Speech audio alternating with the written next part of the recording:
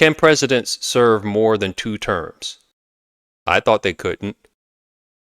And I was given a little education this year. There's some people who still think that a president cannot.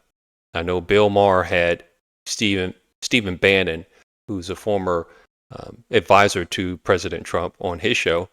And he even went as far as to hand Steve Bannon a copy of the Constitution saying it clearly states that the president can't serve more than 2 terms. Stephen A. Smith also had Steve Bannon on his show. And he wasn't as smug as Bill Maher was because they weren't face to face, but he did say that the Constitution clearly says that you can't serve more than 2 terms. The president can't serve more than 2 terms according to the 22nd Amendment. And it's a shame that they don't know what it is that I know, and we'll get into that a little bit later and where I actually stand on it. But first, let's take a look at what the president himself has to say when speaking with Kristen Welker today.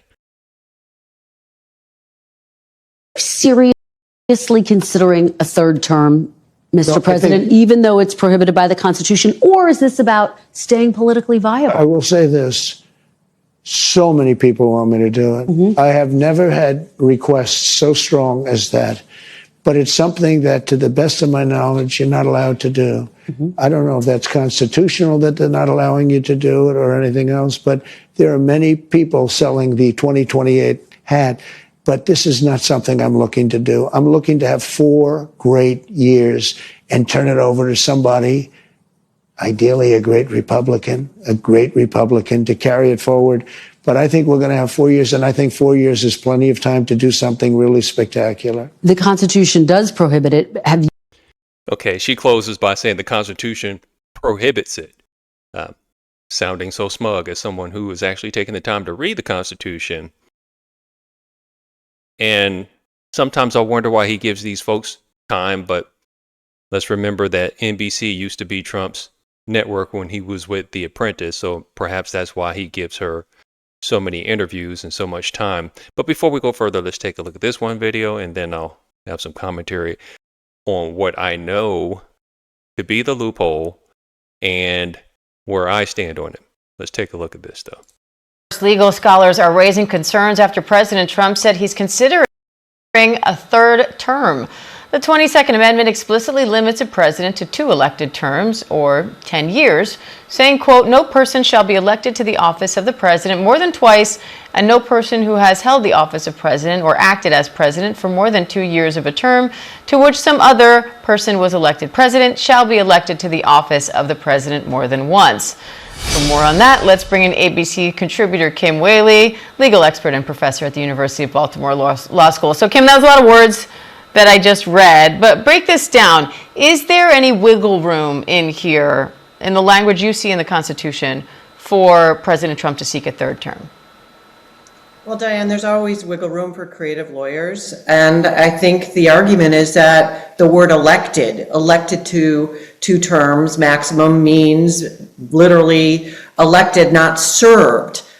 So the argument he's saying is that he can serve more than 2 terms so long as he's not elected at the top of the ticket. For example, if he is elected as a vice president, J.D. Vance as president could resign and he could move to the position of president. That's not being elected. The problem with that is the 12th Amendment says specifically that if someone's ineligible to be president, they cannot be a vice president. But at the end of the day, this doesn't really hinge on what the Constitution says. It's more on, if the Republican Party decides to put him on the ballot on a state-by-state basis, who's going to stop that process? There's no mechanism. If Donald Trump is willing to push the boundaries of the Constitution, if the Republican Party doesn't come in and stop him, I think this is not, this is feasible. This could actually happen.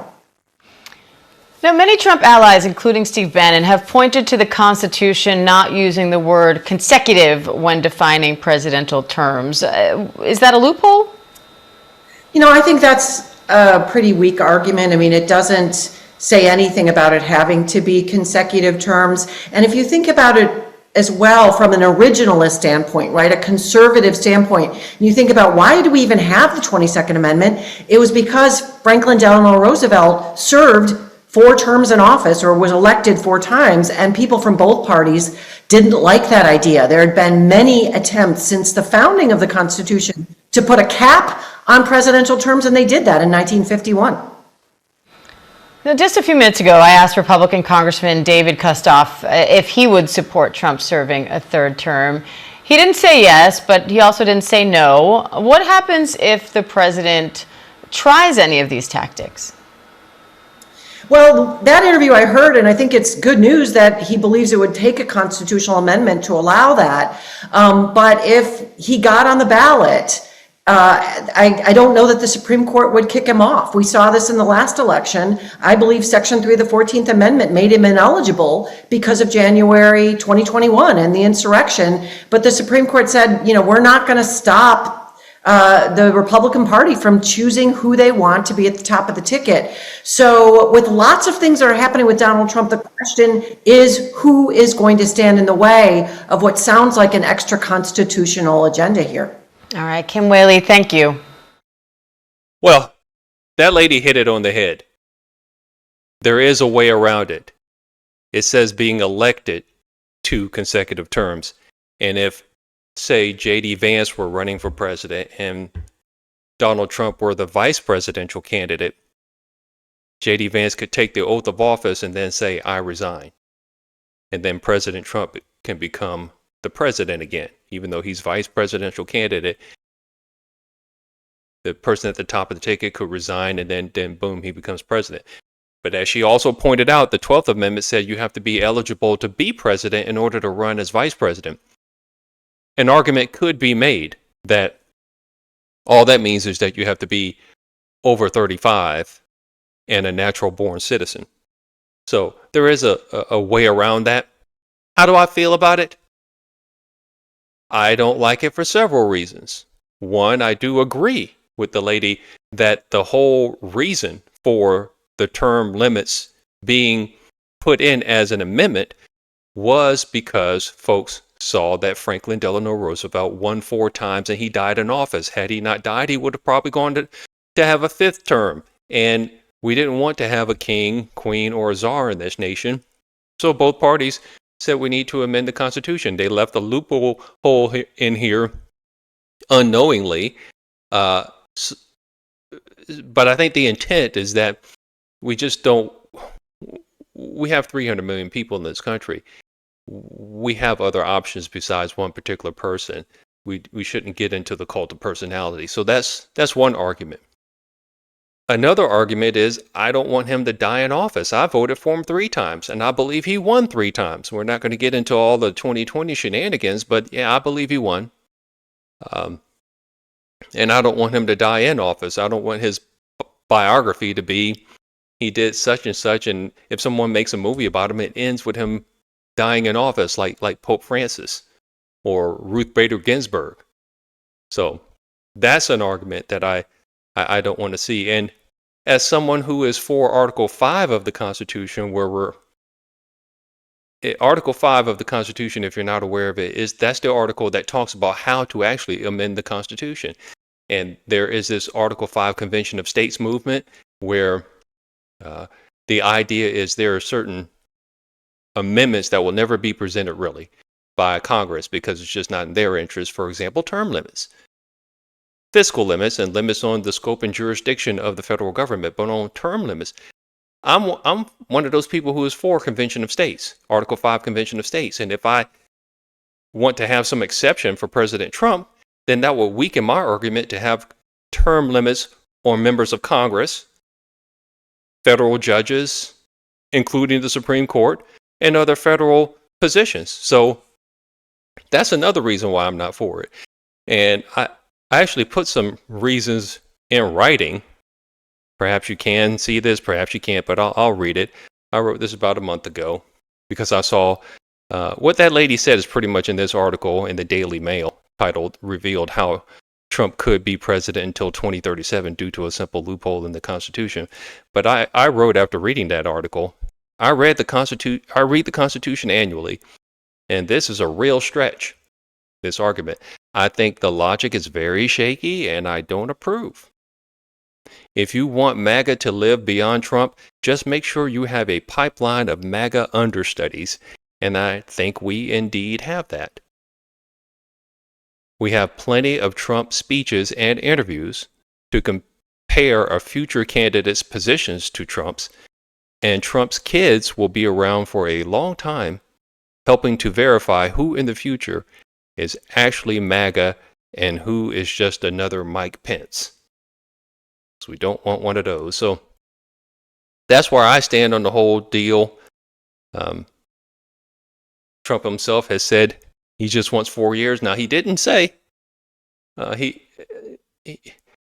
he's not planning on running. He is saying he's not planning on running as president. He likes to leave himself some wiggle room. Didn't say anything about vice president. So that could still be on the table. I know he takes Steve Bannon seriously. But again, the president is 78 years old. He has a birthday coming up next month. He'll be 79. In 4 years, he'll be 82, running for office. I don't think he wants to do that, even if this were a younger candidate. Hasn't he done enough serving the nation for $0, zero paycheck, and all the stuff that he went through legally? I didn't like what that lady said, that she thought he should have been eliminated because of the whole January 6th insurrection thing. So she tipped her hand and showed me where she stands on more than one thing by even bringing that up, because God is my witness. I hope they actually do start to release what I hear to be 14,000 hours of video footage to bring that to rest, because some people just want to believe what they have only been allowed to see so far. And folks like me, I just know we haven't seen all that there is there. There's a lot of... They don't want it shown because they want to make it seem like Republicans are just as rambunctious and unruly as people on the left who happen to be part of BLM and summer riots and what was that thing about Wall Street? Operation, something about Wall Street. I forgot what that was called. Where they just all kind of camped out on Wall Street. Or when they took over downtown Seattle and Portland. That Chop and Chaz. So, I don't think there's a comparison. You look at an event after there's a bunch of leftists. Trash everywhere. You look at an event after people who tend to be conservative, a lot less trash. They pick up after themselves. They know it's this land tis of thee, and they have a little bit more pride. The people I find to be more patriotic tend to lean right. They tend to be more God-fearing folks. Not all Christian, but there's a difference, palpable. But nevertheless, this is about 2028. Can the president run? I think there's a way around it. Do I want to see it happen? No, for the reasons that I gave. But just thought I'd share that with you. If this is your first time watching, subscribe if you're new here. Share this content, like this content, comment on it, and I'll see you next time.